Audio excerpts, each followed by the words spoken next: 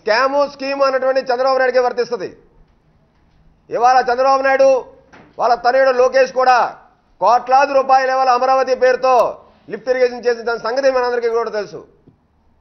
ఇవాళ వాళ్ళు డబ్బులు దోచుకోవడమే ఈ రాష్ట్రంలో ఉన్నటువంటి భూములన్నింటినీ అన్యాక్రాంతం చేసి వాళ్ళకు దోచి సింగపూరు మలేషియా వాళ్ళకి దోచిపెట్టడం విధంగా ఇవాళ చంద్రబాబు నాయుడు చేస్తున్నటువంటి పరిస్థితి. ఇంత దారుణంగా గత చంద్రబాబు నాయుడు పరిపాలించినప్పుడు కూడా ఇంత తీరు లేదని చెప్పి కూడా చెప్తున్నారు. ఎందుకంటే ఇంత తీరు వచ్చింది, లోకేష్ అమెరికాలో ఎలా దోచుకోవాలో, ఎలా మభ్యపెట్టాలో, ఎలా మాయ చేయాలో డాక్టరేట్ పొంది ప్రావీణ్యం చెంది వచ్చి ఇక్కడ బ్యాక్ అండ్ ఆఫీస్ రన్ చేస్తూ చంద్రబాబు నాయుడు లోకేష్ కలిపి ఈ రాష్ట్రాన్ని దోచుకునేటువంటి పరిస్థితి ఇవాళ ఏర్పడింది. దీని అన్నింటికీ కూడా ప్రజలు బుద్ధి చెప్పడానికి సిద్ధంగా ఉన్నారు. గడప గడపకు వైఎస్ఆర్ కాంగ్రెస్ పార్టీ చేపట్టిన కార్యక్రమంలో ప్రజలందరూ కూడా వీళ్ళని తిప్పుకొట్టేటువంటి పరిస్థితుల్లో ఇవాళ ఉన్నారు.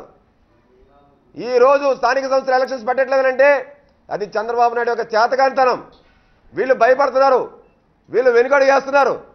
ఈ ప్రజలు ఎక్కడ మనకి దెబ్బేస్తారో, మన స్థానిక సంస్థలు కనుక ఓడిపోతే మనం కూడా సాగించడం కష్టం, మనం ఈ భూ కబ్జాలు చేసుకోవడం కష్టం అని చెప్పి ఈ చంద్రబాబు నాయుడు విఫలమయ్యి ఇవాళ ఎలక్షన్స్ కూడా పెట్టినటువంటి పరిస్థితి. ఆయన అటవీ శాఖ మంత్రిగా ఉండేటప్పుడు అటవీ శాఖ గెస్ట్ హౌస్ల్లో డైరెక్ట్గా ఆయన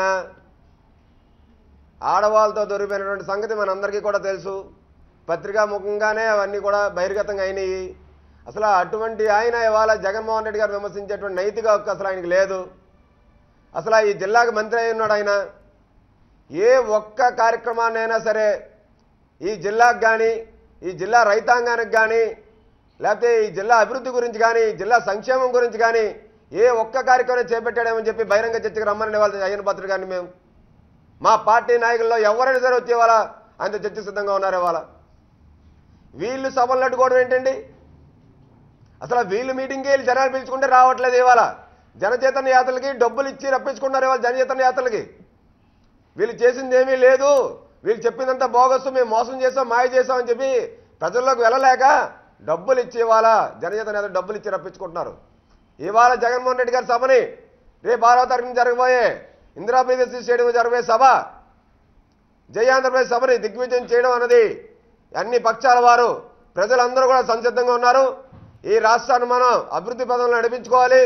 ప్రత్యేక హోదా సాధిస్తేనే మన పిల్లలకు ఉద్యోగాలు వస్తాయి, మన భవిష్యత్తు బాగుంటుంది, మనకి కొత్త కొత్త ఇండస్ట్రీస్ వస్తాయి అని చెప్పి ఒక ఉద్దేశంతో ఉన్నారు.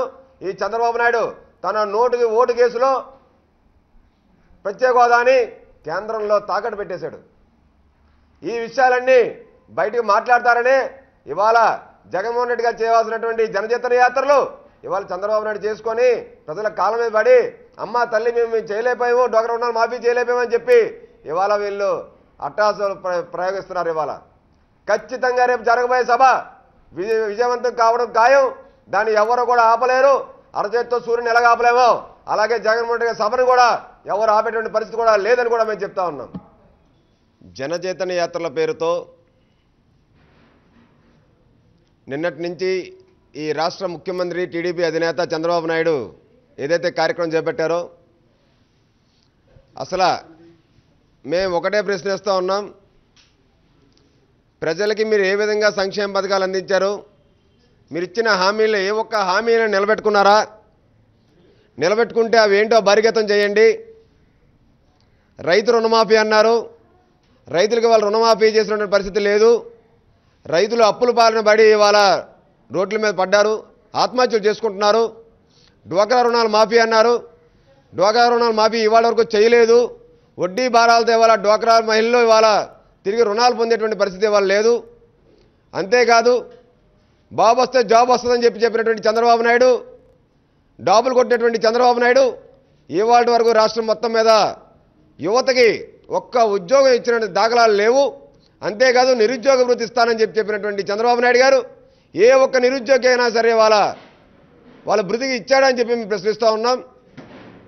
ఇవాళ పట్టిసీమ పేరుతో కోట్ల రూపాయలు ఇవాళ స్కామ్ చేసినటువంటి ఈయన మళ్ళీ ఇవాళ పోలవరం ఎడంకాలం పేరుతో ఇవాళ కొన్ని వేల కోట్లు స్కామ్కి ఇవాళ ఉడగడుతున్నాడు. ఈయన హుదూదులో జరిగినటువంటి డ్యామేజ్ విశాఖ నగరంలో ఇల్లు కోల్పోయిన వారికి ఏ ఒక్కరికైనా సరే ఇవాటి వరకు ఉదుదిలో పోయినటువంటి ఒక ఇల్లు నిర్మించి ఇచ్చారని చెప్పి మేము చంద్రబాబు నాయుడు అడుగుతా ఉన్నాం.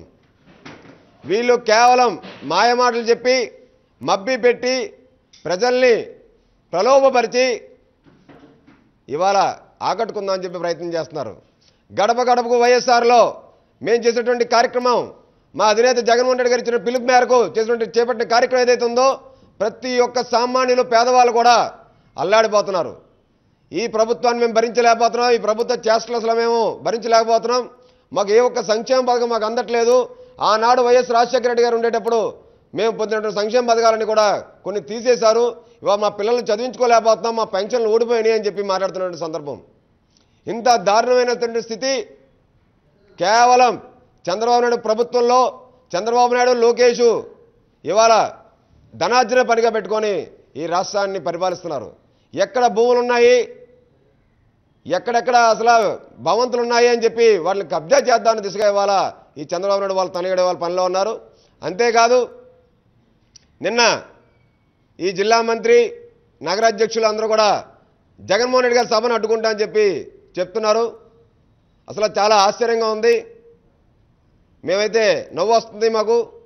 ఇవాళ జై ఆంధ్రప్రదేశ్ పేరుతో మా వైఎస్ఆర్సీపీ అధినేత జగన్మోహన్ రెడ్డి గారు చేపట్టినటువంటి మొట్టమొదటి సభ దిగ్విజయంగా ఇవాళ టీడీపీ నేతల్లో గుబులు పుట్టే విధంగా వాళ్ళు ముచ్చెమటలు పడతాయి. ఇవాళ అన్ని పక్షాల వారు అన్ని వర్గాల వారు ఇవాళ సభకు రావడానికి ఇవాళ తరలి రావడానికి సిద్ధంగా ఉన్నారు. ప్రతి ఒక్కరు కూడా జగన్మోహన్ రెడ్డి గారి సభకి ఇవాళ రావడానికి సిద్ధంగా ఉన్నారు. దిగ్విజయంగా ఈ సభ అవుతుంది. ఎవరు కూడా ఈ సభని ఆపేటువంటి పరిస్థితి లేదు. అరచేత్తో సూర్యుని ఆపలేరు. అలాగే వైఎస్ జగన్మోహన్ రెడ్డి గారి సభను కూడా రేపు 12వ తరగతి జరిగే సభని ఎవరు ఆపలేరని కూడా మేము చెప్తా ఉన్నాం.